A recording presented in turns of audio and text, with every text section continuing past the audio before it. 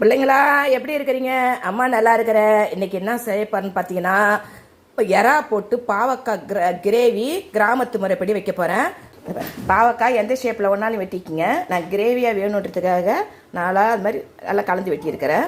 இந்த பாருங்கள், குழம்பு மிளகாத்தூள், பெப்பர் பொடி, கார மிளகாத்தூள், மஞ்சள் தூள், சால்ட்டு இதை போட்டு நல்லா பெசிஞ்சுக்குவோம். பெசிஞ்சு இதை உங்கள்கிட்ட காட்டுறேன் பாருங்கள். பாருங்கள், இந்த மாதிரி போட்டு கொஞ்சம் நல்லா அழுத்தி இப்படி பேசுங்க. இப்படி ஓரமாக இப்படி வச்சுடுங்க. இந்த தண்ணி இறுவி இங்கே வரும். அந்த தண்ணி ஊற்ற தேவையில்லை, அப்படி செஞ்சுக்கலாம். கொஞ்ச நேரம் ஊறிச்சுன்னா நல்லா அந்த கசப்பு இல்லாமல் நல்லாயிருக்கும். இதே மாதிரி வச்சுருவோம். ஒரு 1/4 மணி நேரம் ஊறட்டும். இதான் பாருங்கள், இதை மாதிரி ஒரு சட்டியை வச்சுக்கோங்க. எண்ணெய் ஊற்றிக்குங்க. ரவோண்டு கடுகு உளுத்தம் பருப்பு போட்டுக்குங்க. கடுகு உளுத்தம் பருப்பு போட்டுங்களா, வெங்காயம் போட்டுக்குங்க. கொஞ்சோண்டு நான் இஞ்சி போட்டு பேஸ்ட் வச்சுக்கிறேன். உங்களுக்கு தேவைன்னா போட்டுக்கங்க. நான் போட்டுருப்பேன்.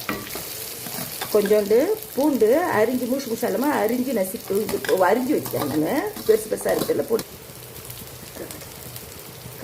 காட்டு. இறா பாருங்கள், ஆற்று இறா இது.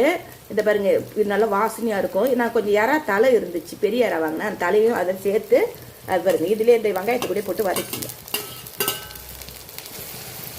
இந்த பாருங்க, இந்த அரை பதம் இந்த வெங்காயம் வந்த உடனே தக்காளி போட்டு வதக்கிட்ட உடனே நம்ம ஏற்கனவே இதை பாருங்க, இதெல்லாம் மிக்கி மிளகாத்தூள் மசாலா எல்லாமே போட்டாச்சு, உப்புலாம். இப்போ இதை எடுத்து போட்டு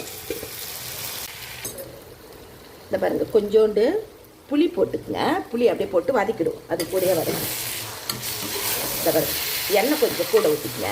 நல்லா இதை பாருங்க, சட்டியில் நல்லா வதக்கிட்டு பாருங்க. இதை வந்து கழுவி மிளகாத்தூள் அப்படியே ஊற்றிக்கல. நீங்கள் தனியாக கிரேவி மாதிரி ரெடி பண்ணுறேன். இது அப்படியே வந்து உப்பு பதம் பார்த்துருங்க. பட் நல்லா வெந்து எண்ணெய் இப்போ பிரிஞ்சு வரும். இதை பாருங்க, 3/4 பதம் வெந்து அப்படியே மேலே வருது பாருங்க.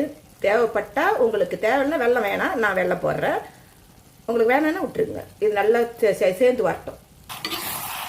இந்த மாதிரி பார்க்கும்போது உங்களுக்கு தெரிஞ்சு பாருங்க, நல்லா இன்னும் வேகணும். உங்களுக்கு பார்த்தாலே தெரியுது பாருங்கள். இந்த மாதிரி எண்ணெய் தேரண்டு மேலே வந்துருக்குது பாருங்கள். கருவேப்பிலை கொத்தமல்லி இந்த மாதிரி போட்டுக்குங்க. சாதத்துக்கு பேசி சாப்பிட்றதுக்கு தான் நான் வச்சுருக்கிறேன். இது கொஞ்சோண்டு போட்டு ஒரு தட்டு சோறு சாப்பிட்லாம்.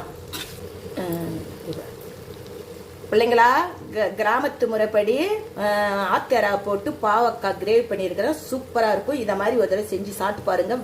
பாவக்காய் வேணான்றவங்க கூட சாப்பிடுவாங்க. இதே மாதிரி செய்யுங்க. பாய் பிள்ளைங்களா, பாய்.